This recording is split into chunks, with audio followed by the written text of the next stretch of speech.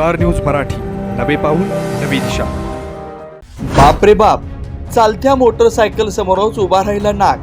पलूस पासून 5 किलोमीटर नागाला घेऊन केला प्रवास.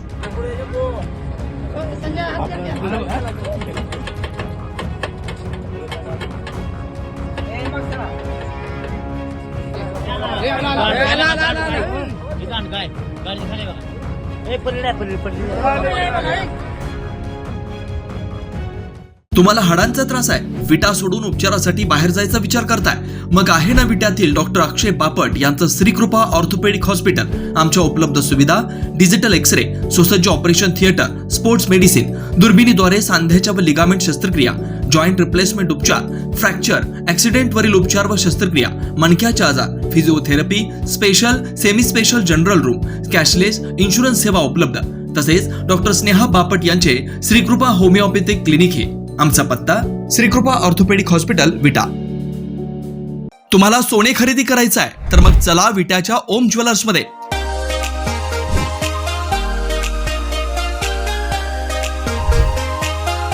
विट्यातील प्रथम सोन्याचे 100% BIS 916 hallmark jewellery showroom. HUID प्रमाणित सर्व दागिने. ग्राहकांसाठी सुवर्ण संच योजनाही सुरू. तर मग एक वेळ अवश्य भेट द्या. आमचा पत्ता: ओम ज्वेलर्स, सराफपेठ, बँक ऑफ महाराष्ट्र समोर, विटा. श्री भगवान ढमाले गार्डीकर, डॉक्टर विशाल शिंदे मोराळे. खरं तर अनेकदा साप कोणाला कुठे आणि कसे दिसतील याचा नेम नाही. अनेकांच्या ते अंतरुणात शिरतात तर अनेकांच्या ते अंगावरही बसतात. परंतु असाच विषारी साप जर एखाद्याच्या गाडीवर बसून प्रवास करू लागला तर मात्र नवल वाटायला नको.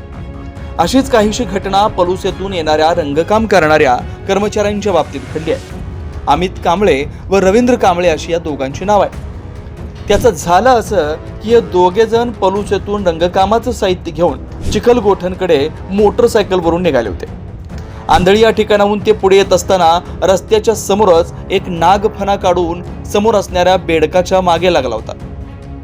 गाडी समोरून चालली होती तर नागफणा काढून त्या गाडीच्या समोर येत होता. हे दृश्य पाहताच मोटरसायकलवर असणाऱ्या दोघांनी उड्या टाकल्या आणि गाडी तिथे सोडून दिली.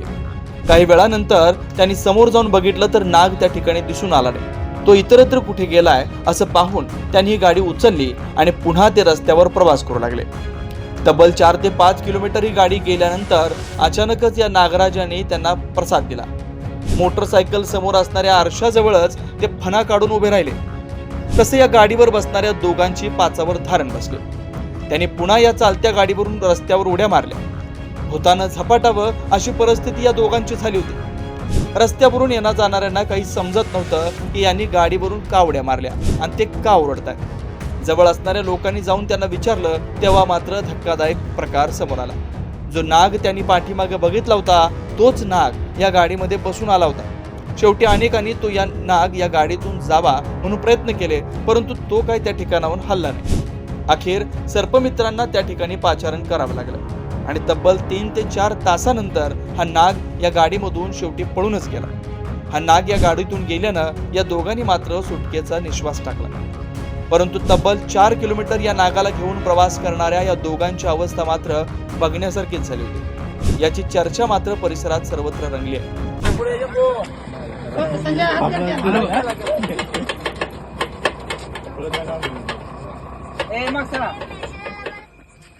लाईट चालू राहून दे म्हणतो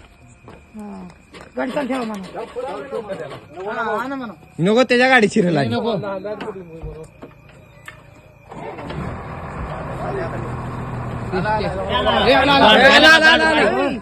काय गाडी खाली बघा. ए पडली पडली पडली.